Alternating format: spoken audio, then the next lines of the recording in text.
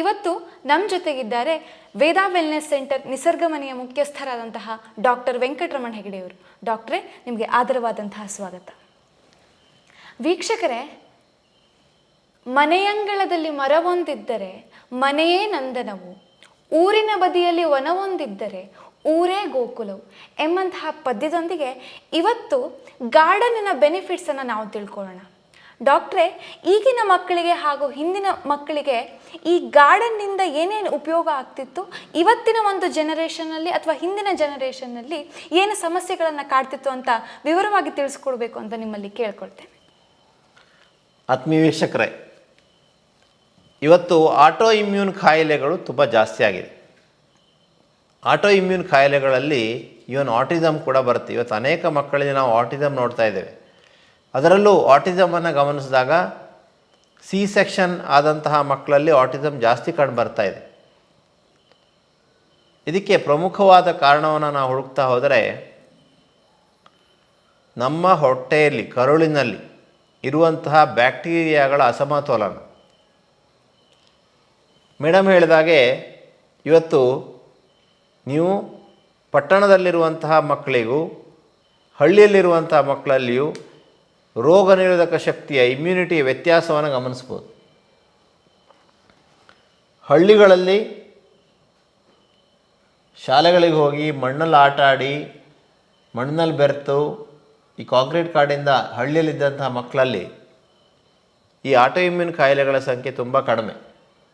ಅವರ ಕರುಳಿಗೆ ಅವರು ಪ್ರಕೃತಿಯಲ್ಲಿರುವಂತಹ ಹಣ್ಣುಗಳನ್ನು ನೆಲದ ಮೇಲೆ ಬೀಳುತ್ತೆ, ಅದನ್ನು ಹಾಗೆ ಹೇಗೆ ತಿಂತಾರೆ, ತೊಳೆಯೋದಿಲ್ಲ. ಸೊ ಆ ಮಣ್ಣಿನಲ್ಲಿರುವಂಥ ಒಳ್ಳೆ ಬ್ಯಾಕ್ಟೀರಿಯಾ ಹೊಟ್ಟೆಗೆ ಹೋಗುತ್ತೆ. ಸಾಯಿಲ್ ಬೇಸ್ಡ್ ಆರ್ಗ್ಯಾನಿಸಮ್ ಅಂತ ಇದೆ, SBO. ಈ ಸಾಯಿಲ್ ಬೇಸ್ಡ್ ಆರ್ಗ್ಯಾನಿಸಮ್ಸು ನಮ್ಮ ಕರುಳಿಗೆ ಬೇಕು. ಸೊ ಹಾಗಾಗಿ ಹಳ್ಳಿಗಳಲ್ಲಿ ಮಣ್ಣಿನೊಂದಿಗೆ ಮಣ್ಣಿನಲ್ಲಿ ಆಟ ಆಡಿ ಯಾರು ಬೆಳೀತಾರೋ ಆ ಮಕ್ಕಳಲ್ಲಿ ಕರುಳಿನಲ್ಲಿ ಒಳ್ಳೆ ಬ್ಯಾಕ್ಟೀರಿಯಾಗಳು ಡೆವಲಪ್ ಆಗುತ್ತೆ. ಡಾಕ್ಟ್ರೇ, ಈ ಸಾಯಿಲ್ ಬೇಸ್ಡ್ ಬ್ಯಾಕ್ಟೀರಿಯಾ ಅಂತ ಏನು ಹೇಳಿದ್ರಲ್ಲ, ಅದರಲ್ಲಿ ಪ್ರಮುಖವಾಗಿ ಬರುವಂಥದ್ದು ಮೈಕ್ರೋ ಬ್ಯಾಕ್ಟೀರಿಯಂ ಬೊಚ್ಚೆ ಅಂತ. ಈ ಒಂದು ಮೈಕ್ರೋ ಬ್ಯಾಕ್ಟೀರಿಯಾ ಹೇಳುವಂಥದ್ದು ಅದು ಎಷ್ಟು ಇಂಪಾರ್ಟೆನ್ಸನ್ನು ಪಡ್ಕೊಂಡಿದೆ ಅಂದರೆ, ಇವತ್ತು ನೀವು ಹೇಳ್ತಾ ಇದ್ದಂಗೆ ಈ ಕಾಂಕ್ರೀಟ್ ಕಾಡಲ್ಲಿ ಆ ಬ್ಯಾಕ್ಟೀರಿಯಾ ಹೇಳುವಂಥದ್ದು ಸಿಗೋದಿಲ್ಲ.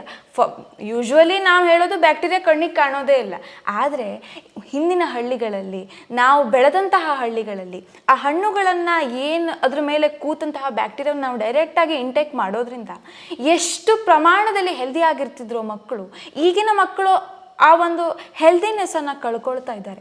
ಹಾಗಾಗಿ ಡಾಕ್ಟ್ರೆ, ಇದಕ್ಕೆ ಒಂದು ಉಪಾಯ ಅಂತ ಹೇಳ್ಬೋದು ಅಂದರೆ, ಈ ಕಾಂಕ್ರೀಟ್ ಕಾಡಿಂದ ಹೊರಗೆ ಬಂದು ಬೇಸಿಗೆ ರಜೆಯಲ್ಲೆಲ್ಲ ನಾವು ಅಜ್ಜನ ಮನೆಗೆ ಹೋಗಿ ಆಡಿದ್ದೆಲ್ಲ ನಮಗೆ ನೆನಪಿರ್ಬೋದು ಸಾಮಾನ್ಯವಾಗಿ.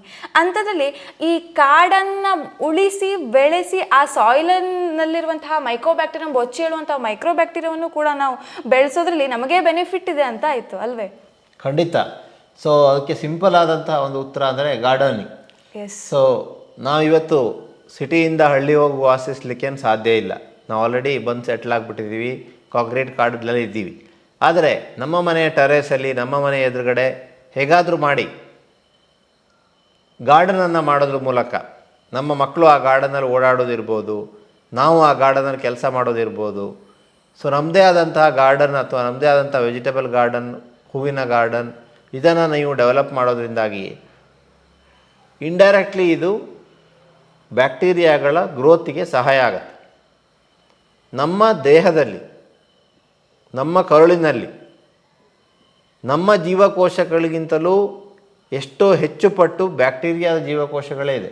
ಅದು ಭಾಳ ಸೂಕ್ಷ್ಮ. ನಮ್ಮ ಜೀವಕೋಶ ದೊಡ್ಡದಿಲ್ಲ, ತುಂಬ ತುಂಬ ತುಂಬ ತುಂಬ ಚಿಕ್ಕದಿರುತ್ತೆ. ಸೊ ಆ ಬ್ಯಾಕ್ಟೀರಿಯಾಗಳು ಕೋಟಿ ಬ್ಯಾಕ್ಟೀರಿಯಾಗಳಿರುತ್ತೆ. ಅದರಲ್ಲಿ ಒಳ್ಳೆ ಬ್ಯಾಕ್ಟೀರಿಯಾನೂ ಇರುತ್ತೆ, ಕೆಟ್ಟ ಬ್ಯಾಕ್ಟೀರಿಯಾನೂ ಇರುತ್ತೆ. ಆದರೆ ಇಲ್ಲಿ ಒಳ್ಳೆ ಬ್ಯಾಕ್ಟೀರಿಯಾ ಜಾಸ್ತಿ ಇರಬೇಕು, ಕೆಟ್ಟ ಬ್ಯಾಕ್ಟೀರಿಯಾ ಕಡಿಮೆ ಇರಬೇಕು. ಅದರ ಒಂದು ಅಂಶಗಳು ಎಷ್ಟಿರ್ಬೋದು ಡಾಕ್ಟರ್? ಸಾಮಾನ್ಯವಾದ ಆರೋಗ್ಯವಂತನ ದೇಹದಲ್ಲಿ 85% ಒಳ್ಳೆ ಬ್ಯಾಕ್ಟೀರಿಯಾ ಇದ್ದರೆ ಬರೀ 15% ಕೆಟ್ಟ ಬ್ಯಾಕ್ಟೀರಿಯಾ ಇರುತ್ತೆ. ಅದರಿಂದ ಏನೂ ತೊಂದರೆ ಆಗೋದಿಲ್ಲ, ಅವರು ಆರೋಗ್ಯವಂತರಾಗಿರ್ಲಿಕ್ಕೆ ಸಾಧ್ಯ ಆಗುತ್ತೆ. ಇವತ್ತೇನಾಗಿದೆ, ಈ ಆಟೋ ಇಮ್ಯೂನ್ ಕಾಯಿಲೆಗಳನ್ನು ನಾವು ನೋಡಿದಾಗ, ಅದು ಈಗ ನಾವು ಒಂದು ಟ್ರೀಟ್ಮೆಂಟ್ ಮಾಡ್ತಾಯಿದ್ದೇವೆ ಒಂದು ಕೇಸಿಗೆ, ಪ್ಯಾಂಪಿಗಸ್ ವಲ್ಗಾರಿಸ್ ಅಂತ, ಭಾಳ ಕಷ್ಟದ ಕೇಸು, ಇಡೀ ದೇಹಕ್ಕೂ ಕೂಡ ಆವರಿಸ್ಕೊಂಡ್ಬಿಟ್ಟಿದೆ. ಅದಕ್ಕೆ ಮುಖ್ಯವಾದ ಕಾರಣ ಕರುಳಿನಲ್ಲಿರುವಂಥ ಕೆಟ್ಟ ಬ್ಯಾಕ್ಟೀರಿಯಾಗಳು. ಸೊ ಆಟಿಸಮ್ ಇರ್ಬೋದು, ಸೋರಿಯಾಸಿಸ್ ಇರ್ಬೋದು, ರೊಮ್ಯಾಟೈಡ್ ಆರ್ಥರೈಟಿಸ್, ಆಮವಾತ ಇರ್ಬೋದು, ಅರ್ಟಿಕೇರಿಯಾ ಇರ್ಬೋದು, ಈ ರೀತಿ ಅನೇಕ ಆಟೋಇಮ್ಯೂನ್ ಕಾಯಿಲೆಗಳು, ಅಲ್ಸರ್ಟಿವ್ ಕೊಲೈಟಿಸ್ ಇರ್ಬೋದು. ಇದಕ್ಕೆಲ್ಲ ನಮ್ಮ ಕರುಳಿನಲ್ಲಿರುವಂತಹ ಕೆಟ್ಟ ಬ್ಯಾಕ್ಟೀರಿಯಾಗಳು ಜಾಸ್ತಿ ಆಗಿರೋದೇ ಕಾರಣ, ಒಳ್ಳೆ ಬ್ಯಾಕ್ಟೀರಿಯಾಗಳು ಕಡಿಮೆ ಆಗಿರೋದೇ ಕಾರಣ. ಸೊ ಹಾಗಾಗಿ ಈ ಬ್ಯಾಕ್ಟೀರಿಯಾದ ಸಮತೋಲನ ಆಗಬೇಕು ಅಂದರೆ ನಾವು ಒಳ್ಳೆ ಬ್ಯಾಕ್ಟೀರಿಯಾವನ್ನು ಸೇವಿಸಬೇಕು, ಒಳ್ಳೆ ಬ್ಯಾಕ್ಟೀರಿಯಾಕ್ಕೆ ಪೂರಕವಾದ ಆಹಾರವನ್ನು ಸೇವಿಸಬೇಕು. ಇದಕ್ಕೆ ಒಂದು ಸರಳವಾದ ಉಪಾಯ ಅಂದರೆ ನಮಗೆ ನ್ಯಾಚುರಲಾಗಿ ಆ ಬ್ಯಾಕ್ಟೀರಿಯಾ ಹೋಗಲಿಕ್ಕೆ ಗಾರ್ಡನಿಂಗ್. ಸೊ ನಮ್ಮ ಕೈತೋಟ, ನಮ್ಮ ಹೂದೋಟ, ನಮ್ಮ ಮನೆಯ ಅಥವಾ ನಮ್ಮ ಟೆರೇಸಲ್ಲಿ ನಾವು ಮಾಡೋದ್ರಿಂದಾಗಿ ಖಂಡಿತವಾಗಿ ನಮ್ಮ ಮಕ್ಕಳಿಗೆ ಅದನ್ನು ಎಕ್ಸ್ಪೋಜರ್ ಕೊಡೋದ್ರಿಂದಾಗಿ ಆ ಒಳ್ಳೆ ಬ್ಯಾಕ್ಟೀರಿಯಾಗಳು ಸಂಹವು ಯಾವುದಾದ್ರು ಒಂದು ರೂಟಲ್ಲಿ, ಈಗೆಲ್ಲ ಇದು ಹೈಜೀನ್ ಅಂತ ಹೇಳಿ ಬರೇ ಸೋಪ್ ಹಾಕಿ ವಾಶ್ ಮಾಡಿ ಮಾಡಿ ಮಾಡಿ ಮಾಡಿ ತೊಳೆದು ಯಾವ ಬ್ಯಾಕ್ಟೀರಿಯಾಗಳು ಕೂಡ ನಮ್ಮ ದೇಹದ ಒಳಗಡೆ ಸೇರದೇ ಇದ್ದಾಗ ಆಗಿದೆ. ಆದರೆ ಹೊಟ್ಟೆಯ ಒಂದು pH ಹೆಚ್ಚು ಕಡಿಮೆ ಮಾಡಿಕೊಂಡು ಕೆಟ್ಟ ಬ್ಯಾಕ್ಟೀರಿಯಾಗಳು ಒಳಗಡೆ ಹೋಗುವಂಗಾಗಿದೆ ಆಹಾರದಲ್ಲಿರೋದು. ಸೊ ಹಾಗಾಗಿ ನಾವು ಗಮನಿಸುವಂಥದ್ದು, ಈ ಒಳ್ಳೆ ಬ್ಯಾಕ್ಟೀರಿಯಾಗಳು ಹೊಟ್ಟೆಗೆ ಹೋಗಿ ಅದು ಮಲ್ಟಿಪ್ಲೈ ಆಗಿ ಅದು ಕಾಲನಿ ಮಾಡಿ ಅದು ನಮ್ಮ ಆರೋಗ್ಯವನ್ನು ಹೆಚ್ಚಿಸಿದಾಗ ನಮ್ಮ ಮಿದುಳು ಕೂಡ ಚೆನ್ನಾಗಿರುತ್ತೆ. ಡಾಕ್ಟ್ರೇ, ಈ ಮೆಂಟಲ್ ಹೆಲ್ತಿಗೆ ನಮ್ಮ ಗಾರ್ಡನಿಂಗ್ ಹೇಗೆ ಹೆಲ್ಪ್ ಮಾಡ್ಬೋದು? ಸೊ ಖಂಡಿತವಾಗಿ. ಸೊ ಮಾನಸಿಕ ಒತ್ತಡವನ್ನು ನಿವಾರಣೆ ಮಾಡಲಿಕ್ಕೆ ಗಾರ್ಡನಿಂಗ್ ಹೆಲ್ಪ್ ಮಾಡುತ್ತೆ. ಹೂತೋಟ, ಕೈತೋಟ ಮಾಡುವಂಥದ್ದು ಹೆಲ್ಪ್ ಮಾಡುತ್ತೆ. ಫ್ರೆಶ್ ಆದ ಗಾಳಿ ಸಿಗಲಿಕ್ಕೆ ಸಹಾಯ ಆಗುತ್ತೆ. ಅದ್ರ ಜೊತೆಯಲ್ಲಿ ಈ ಒಳ್ಳೆ ಬ್ಯಾಕ್ಟೀರಿಯಾಗಳು ಹೊಟ್ಟೆಗೆ ಹೋಗಲಿಕ್ಕೆ ಸಹಾಯ ಆಗುತ್ತೆ. ತನ್ಮೂಲಕ ಗಟ್ ಬ್ರೈನ್ ಆಕ್ಸಿಸ್ ಅಂತ ಇದೆ. ಎಸ್.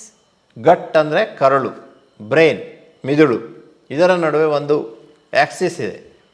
ಆ ಆಕ್ಸಿಸನ್ನು ಇಂಪ್ರೂವ್ ಆಗಲಿಕ್ಕೆ, ಸೊ ಹಾಗಾದ್ರೆ ಈ ನಮ್ಮ ಮಿದುಳಿನಿಂದ ನಮ್ಮ ಕರುಳಿಗೆ ಡೈರೆಕ್ಟ್ ಕನೆಕ್ಷನ್ ಇದೆ ಅಂತ ಆಯ್ತು. ನೋಡಿ ವೀಕ್ಷಕರೇ, ಎಷ್ಟು ಪ್ರಮಾಣ ಇದೆ ಅಂತ ಹೇಳ್ತೀವಿ ನಾವು ಕರಳನ್ನು, ಎರಡನೇ ಮಿದುಳು ಅಂತ, ಸೆಕೆಂಡ್ ಬ್ರೈನ್. ಹಾ, ಹಾಗಾದ್ರೆ ಈ ಡಿಪ್ರೆಷನ್ ಅನ್ನ ತಡ್ಕೊಳ್ಳಿಕ್ಕೆ, ನಮ್ಮ ಮೆಂಟಲ್ ಹೆಲ್ತ್ ಅನ್ನ ಇಂಪ್ರೂವ್ ಮಾಡ್ಕೊಳ್ಳಿಕ್ಕೆ ಹಸಿರೇ ಉಸಿರು ಎನ್ನುವಂತಹ ಒಂದು ವಾಕ್ಯ ಏನಿದೆ ಸಮರ್ಪಕವಾಗಿ ನಾವು ಇಲ್ಲಿ ಹೇಳ್ಬೋದು ಅಂತ ನಾವು ಅಂದ್ಕೊಳ್ತೇವೆ. ಹಾಗಾದರೆ ಈ ಫರ್ಮಿಕ್ಯೂಟಿಸ್ ಆಮೇಲೆ ಕೆಲವೊಂದು ಬ್ಯಾಕ್ಟೀರಿಯಾಸ್ ಏನಿದೆ, ಆ್ಯಂಟಿರೋ ಬ್ಯಾಕ್ಟೀರಿಯಾ, ಆ ಥರ ಒಂದು ಬ್ಯಾಕ್ಟೀರಿಯಾಗಳು ನಮಗೆ ಹೇಗೆ ಹೆಲ್ಪ್ ಮಾಡ್ತವೆ, ಈ ಯಂಗರ್ ಜನರೇಷನ್ನಲ್ಲಿ ಹೇಗೆ ಹೆಲ್ಪ್ ಮಾಡ್ತವೆ ಅನ್ನೋದನ್ನು ತಾವು ತಿಳಿಸ್ಕೊಡ್ಬೇಕು. ಈ ಒಳ್ಳೆ ಬ್ಯಾಕ್ಟೀರಿಯಾಗಳು ಸೆರಟೋನಿನ್ ಪ್ರೊಡ್ಯೂಸ್ ಮಾಡಲಿಕ್ಕೆ ಸಹಾಯ ಮಾಡುತ್ತೆ. ಸೆರಟೋನಿನ್ ಅನ್ನುವಂಥದ್ದು ಹೊಟ್ಟೆಯಲ್ಲಿ ಅಥವಾ ಕರುಳಿನಲ್ಲಿ ರೆಡಿಯಾಗಿ ಆಮೇಲೆ ಬ್ರೈನಿಗೆ ಎಬ್ಸಾರ್ಬ್ ಆಗುತ್ತೆ. ಸೆರಟೋನಿನ್ ಹಾರ್ಮೋನು ಸಾಕಷ್ಟು ಇದ್ದಾಗ ಸಂತೋಷವಾಗಿರ್ಲಿಕ್ಕಾಗತ್ತೆ, ಮನಸ್ಸು ಲವಲವಿಕೆಯಿಂದ ಇರುತ್ತೆ, ಮಾನಸಿಕ ಒತ್ತಡ ಕಡಿಮೆ ಮಾಡುತ್ತೆ. ಸೊ ಹಾಗಾಗಿ ಈ ಸೆರಟೋನಿನ್ ಹಾರ್ಮೋನು ಸರಿಯಾಗಲಿಕ್ಕೆ ಒಳ್ಳೆ ಬ್ಯಾಕ್ಟೀರಿಯಾ ಬೇಕು. ಸೊ ಒಳ್ಳೆ ಬ್ಯಾಕ್ಟೀರಿಯಾಗಳೇ ಇದನ್ನು ಪ್ರೊಡ್ಯೂಸ್ ಮಾಡುತ್ತೆ. ಅನೇಕ ವಿಟಮಿನ್ಸ್ಗಳನ್ನು, ಅನೇಕ ರೀತಿಯ ಅಂಶಗಳನ್ನು ಒಳ್ಳೆ ಬ್ಯಾಕ್ಟೀರಿಯಾ ಪ್ರೊಡ್ಯೂಸ್ ಮಾಡುತ್ತೆ. ಸೊ ಹಾಗಾಗಿ ಒಳ್ಳೆ ಬ್ಯಾಕ್ಟೀರಿಯಾಗಳು ನಮ್ಮ ಹೊಟ್ಟೆಯಲ್ಲಿ ಜಾಸ್ತಿ ಆಗೋದ್ರಿಂದಾಗಿ ನಮ್ಮ ಮಿದುಳಿನ ಆರೋಗ್ಯ ಇಂಪ್ರೂವ್ ಆಗುತ್ತೆ. ಅದನ್ನೇ ಗಟ್ ಬ್ರೈನ್ ಆಕ್ಸಿಸ್ ಅಂತ ಹೇಳ್ತೀವಿ. ಸೊ ಹಾಗಾಗಿ ಹೊಟ್ಟೆಯನ್ನು ಸರಿಯಾಗಿ ಇಟ್ಕೊಳ್ಳೋದು, ಅದಕ್ಕೆ ಸರ್ವೇ ರೋಗಾಹ ಮಲಾವಶಾಹ ಅಂತ ಹೇಳಿದರು ನಮ್ಮ ಹಿಂದಿನವರು. 5,000 ವರ್ಷಗಳ ಹಿಂದೆ ಋಷಿಮುನಿಗಳು ಹೇಳಿದರು ಹೊಟ್ಟೆನೇ ಎಲ್ಲ ರೋಗಗಳಿಗೂ ಕಾರಣ ಅಂತ. ಅವ್ರಿಗೆ ಆಗಲೇ ಗೊತ್ತಾಗಿತ್ತು ಅದು. ಸೊ ಇವತ್ತು ನಮ್ಮ ಹೊಟ್ಟೆ ಸಂಪೂರ್ಣವಾಗಿ ಹಾಳಾಗ್ಬಿಟ್ಟಿದೆ, ನಮ್ಮ ಕರಳು ಸಂಪೂರ್ಣವಾಗಿ ಹಾಳಾಗ್ಬಿಟ್ಟಿದೆ.